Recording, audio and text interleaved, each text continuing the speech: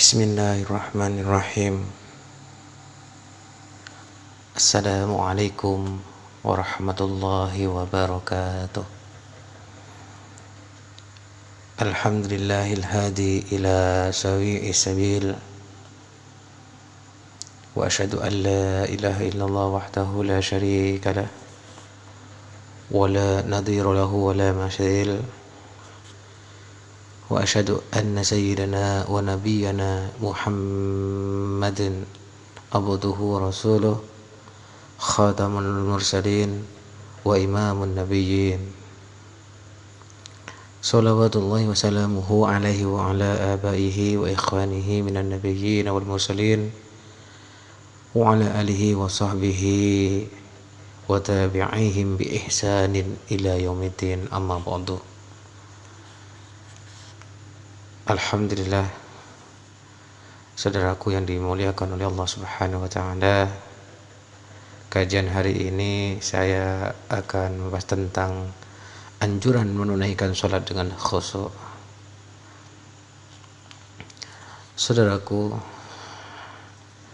setiap muslim yang yakin terhadap Tuhannya sebagai pencipta dan pemberi rezeki, pasti ia akan merasakan hubungan yang erat dengannya. Hidupnya senang dan hatinya tenang. Lalu apakah hubungan ini? Bagaimana cara mencapainya? Saudaraku, sesungguhnya hubungan ini terlambat jelas dikala seseorang muslim berdiri sholat menghadap Allah Subhanahu wa ta'ala, berhubungan dengan 5 kali sehari, menikmati kelezatan bermunajat dengannya dalam sholat, dalam kekhusyuannya dan kerendahan hatinya tatkala ia menghadapkan jiwa dan hatinya kepadanya sewaktu beribadah dalam doanya dan bacaannya. Ia merasa pengawasannya, ia memperbarui janji dengannya, memohon bantuannya dan lebih pasrah diri kepadanya, yaitu Allah Subhanahu wa ta'ala. Allah Subhanahu wa ta'ala berfirman dalam Al-Quranul Karim, A'udzu billahi minasyaitonir rajim, Bismillahirrahmanirrahim. Wa idza sa'alaka 'ibadi 'anni fa inni qarib ujibu da'watat da'i idza da'an falyastajibu li wal yu'minu bi la'allahum yarshudun. Shadaqallahul azim. Yang artinya, dan apabila hamba-hambaku bertanya kepadamu tentang aku, maka jawablah bahwasanya aku adalah dekat. Aku mengabulkan permohonan orang yang mendoa apabila ia berdoa kepada aku. Maka hendaklah mereka itu memenuhi, yaitu segala perintahku, dan hendaklah mereka beriman kepada aku agar mereka selalu berada dalam kebenaran. Surat Al-Baqarah ayat 186. Saudaraku yang dimuliakan oleh Allah Subhanahu wa ta'ala, sesungguhnya seseorang muslim dengan hubungan yang telah ia rasakan dengan Allah Subhanahu wa ta'ala membuatnya meletakkan dunia seisinya di belakang punggungnya, dan ia benar-benar giat beribadah kepada Allah Subhanahu wa ta'ala, berpaling dari segala macam kesibukan selain ibadah, lebih terfokus kepada munajat dan berdoa kepada Allah Subhanahu wa ta'ala.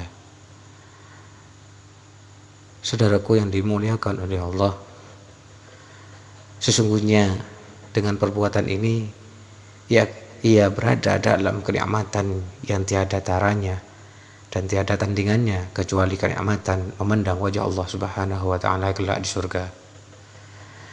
Bagaimana tidak? Karena sebenarnya sholat adalah salah satu cara pendidikan keimanan Islam yang menanamkan hakikat keimanan di hati muslim, membangun di dalamnya perasaan teguh dan percaya kepada pengawasan Allah Subhanahu wa ta'ala. membiasakan untuk mentaati perintahnya, segera menjalankan kewajibannya dan menjauhi dari kemaksiatan. Dengan demikian ia akan memiliki akidah yang kuat dan ketenangan hati untuk menghadapi segala bentuk cobaan hidup, dan ia akan digolongkan dalam golongan para hamba Allah yang beriman, yang telah dipuji oleh Allah Subhanahu wa taala. Allah Subhanahu wa taala berfirman, A'udzubillahi minasyaitonir rajim. Bismillahirrahmanirrahim. Qad aflahal mu'minun alladzina hum fi sholatihim khashi'un. Yang artinya sesungguhnya beruntunglah orang-orang yang beriman, yaitu orang-orang yang khusyuk dalam sembahyangnya. Surat Al-Mu'minun ayat 1-2. Saudaraku yang dimuliakan oleh Allah Subhanahu wa taala, sudah menjadi tabiat setiap manusia, ia akan merasa sedih tatkala ia putus asa, ketakutan dan susah, sehingga nampak padanya kegelisahan dan kesedihannya. Sebagaimana sudah menjadi tabiatnya lebih condong kepada kecongkakan dikala ia merasakan kenikmatan. Ia sudah mulai bangga, sombong, kejam, dan melupakan hak-hak orang yang lemah. Tetapi seseorang muslim yang menunaikan sholat sesuai hakikatnya, merenungkan maknanya, khusyuk dengan hati dan jiwanya, sambil berharap sholatnya dikabulkan dan takut sholatnya ditolak, hal ini akan menjadikannya sebagai seorang yang kuat keyakinannya, sehingga tidak mudah dibolak-balikkan oleh kejadian sehari-hari yang baik ataupun yang buruk. Justru ia menghadapi segala macam cobaan dengan penuh senyum dan hati yang senang, karena ia meyakini bahwa yang bisa mengubah keadaan adalah Allah Subhanahu wa taala, dan dengan kekuasaannya ia mengatur kehidupan ini dengan ilmu dan hikmah. Selain ia juga memberi hak-hak Allah dan hak para hambanya dikala ia mendapatkan kenikmatan. Allah Subhanahu wa taala berfirman dalam Al-Qur'anul Karim, A'udzubillahi minasyaitonir rajim. Bismillahirrahmanirrahim. Innal insana khuliqa halu'an idza massahu syarru jazu'an wa idza massahul khairu manu'an illal musallin alladzina hum ala salatihim daimun. Yang artinya sesungguhnya manusia diciptakan bersifat keluh kesah lagi kikir. Apabila ia ditimpa kesusahan ia berkeluh kesah, dan apabila ia mendapat kebaikan ia amat kikir, kecuali orang-orang yang mengerjakan sholat, yang mereka itu tetap mengerjakan sholatnya. Surat Al-Ma'arij ayat 19 sampai ke 23. Saudaraku yang dimuliakan oleh Allah Subhanahu wa taala, sesungguhnya sholat merupakan cara yang penting yang dapat digunakan oleh seorang muslim untuk menghadapi segala macam cobaan dengan penuh keteguhan dan kesabaran. Ia memohon bantuan Tuhannya dan memohon ketenangan. Allah Ta'ala berfirman dalam Al-Quran, A'udzubillahi minasyaitonir rajim. Bismillahirrahmanirrahim. Wasta'inu bis-sabri was-salah wa innaha lakabiratun illa 'alal khashi'in. Yang artinya, jadikanlah sabar dan sholat sebagai penolongmu, dan sesungguhnya yang demikian itu sungguh berat kecuali bagi orang-orang yang khusyuk. Al-Baqarah ayat 45. Saudaraku, sholat dapat mensucikan seorang muslim dari berbagai macam dosa yang tidak dapat dihindari oleh seseorang manusia, sehingga hatinya selalu bersih dan hidup. Mengenai hal ini, Nabi Shallallahu Alaihi Wasallam bersabda, bagaimana menurut kalian jika di belakang pintu salah seorang kalian ada sebuah sungai yang mengalir dan ia mandi di sana 5 kali sehari? Apa kiranya akan ada kotoran yang tersisa padanya? Mereka menjawab, tidak bakal ada kotoran yang tersisa.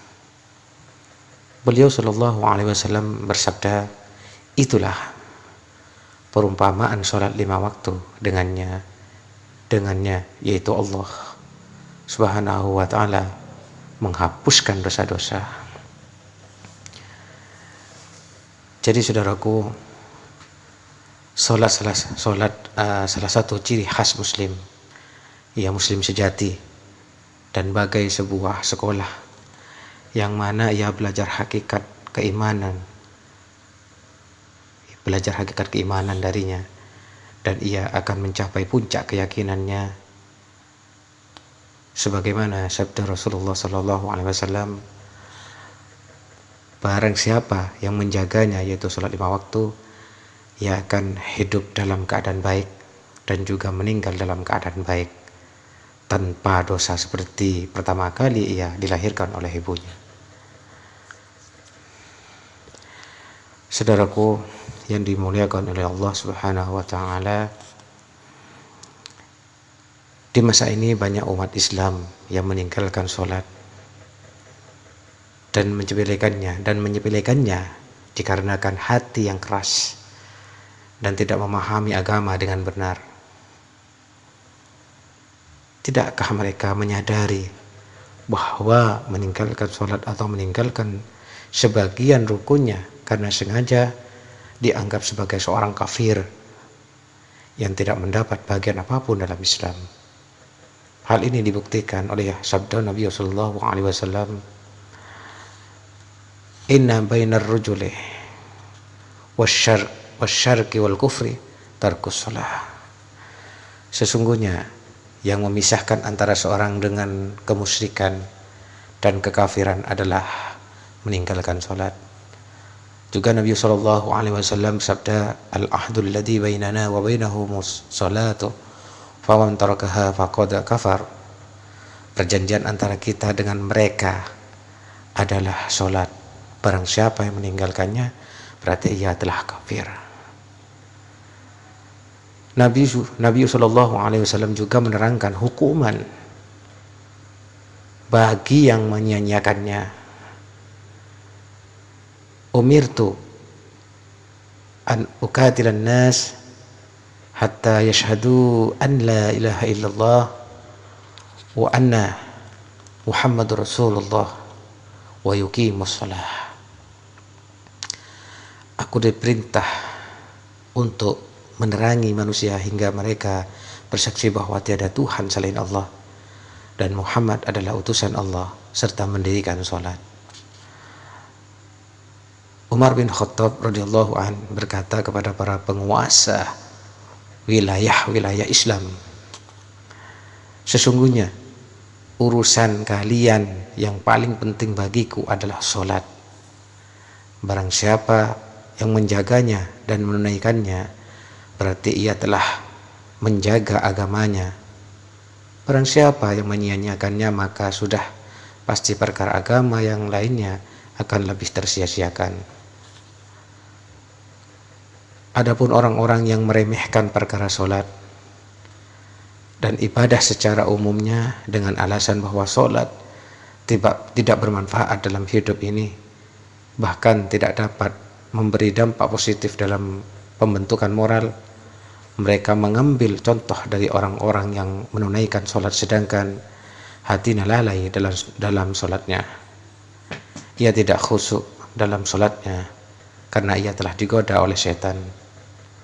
Pikirannya dibawa melayang hingga ia banyak bergerak di tubuhnya dan bajunya, sedangkan ia dalam sholat atau membuatnya tergesa-gesa dalam sholat seperti burung gagak yang sedang mematuk, atau membuatnya tidak ikhlas menjalankan sholat. Akibatnya ia tidak dapat meningkatkan kualitas dirinya apabila memperbaiki amalannya. Saudaraku, sudah pasti alasan ini tidak dapat diterima oleh akal. Selain itu, Allah telah melarang orang-orang yang menjalankan sholat dalam keadaan lalai, dan juga memperingatkan mereka agar tidak melalaikan maknanya ataupun hakikatnya, agar mereka tidak tertimpa hukuman orang-orang yang lalai dan yang berbuat riya. Allah Subhanahu wa ta'ala berfirman, "Fawailul lil musallin alladzina hum an salatihim sahun alladzina hum yura'una wa yamna'una al-ma'un." Yang artinya, maka kecelakaanlah bagi orang-orang yang sholat, yaitu orang-orang yang lalai dari sholatnya, orang-orang yang berbuat riya dan enggan menolong dengan barang berguna. Surat Al-Ma'un ayat 4-7. Dalam hadis telah diriwayatkan sebuah ancaman yang bisa menjadi peringatan keras bagi orang-orang yang berakal. Suatu kali Nabi SAW pernah melihat seseorang laki-laki yang sholat, tetapi ia tidak menyempurnakan rukuknya, bahkan mematuk sewaktu sujud. Beliau, Nabi SAW bersabda, "Lau mata hadha ala halin hadhihi, mata ala ghairi millati Muhammad sallallahu alaihi wasallam."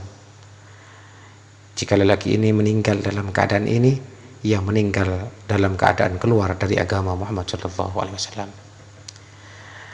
Jadi saudaraku, bukan berarti perbuatan menyimpang dari orang-orang yang menjalankan sholat dijadikan alasan untuk meninggalkannya, dan bukan berarti perbuatan menyimpang sebagai orang yang bodoh dijadikan kecacatan agama itu. Maka seorang muslim sejati adalah yang mengerti jalan kebenaran, mencari jalan untuk menggapai ridha Allah Subhanahu wa ta'ala dengan menjadikan sholatnya sebagai tangga untuk mencapai kesempurnaan dan membersih dari segala kesalahan. Sungguh tepat Nabi SAW bersabda, "Ma min imri'in muslimin tahduruhu salatun maktubatun fa yuhsinu wudu'aha wa khusu'aha wa ruku'aha illa kanat kafaratan lima qablaha minad dunubi ma lam ya'ti kabiratan wa dhalika dahru kulluhu." Tidaklah setiap muslim jika telah masuk waktu sholat, ia berwudu dengan baik, menjalankannya dengan khusyuk dan rukuk dengan sempurna, melainkan sholat itu menjadi penggugur dosa-dosa sebelumnya, selama ia tidak melakukan dosa besar, dan itu untuk selamanya. Saudaraku, yang terakhir, marilah kita bertakwa kepada Allah Subhanahu wa ta'ala, bergegaslah kita kepadanya, ikatkanlah hati kita dengan masjid untuk menunggu waktu sholat, persiapkanlah diri kita dengan baik saat akan menunaikannya dengan mensucikan diri zahir dan batin. Melaluinya agungkanlah Tuhan kita, hadirkanlah keagungannya di dalamnya, kosongkanlah hati kita dari kesibukan duniawi, tunaikanlah dengan hati yang khusyuk, perbanyaklah doa dan permohonan di dalamnya, karena doa dalam sholat lebih nampak hasilnya daripada di luarnya. Jangan sampai kita menunaikan amalan kita setengah-setengah, karena orang yang tidak sungguh-sungguh tidak akan terbebas dari dosa. Renungkanlah isi bacaan kita, doa yang kita panjatkan dan dzikir yang kita baca, renungkanlah saudaraku makna ruku sebagai tanda merendahkan diri di hadapan Allah Subhanahu wa taala. Sedangkan sujud sebagai tanda bertambahnya kerendahan diri di hadapannya, yaitu Allah Subhanahu wa taala. Demikianlah saudaraku, alhamdulillah, biarpun singkat, semoga bisa memberi pelajaran di dalam kehidupan kita sehari-hari. Kurang lebihnya saya mohon maaf saudaraku. Akhirul kalam, assalamualaikum warahmatullahi wabarakatuh.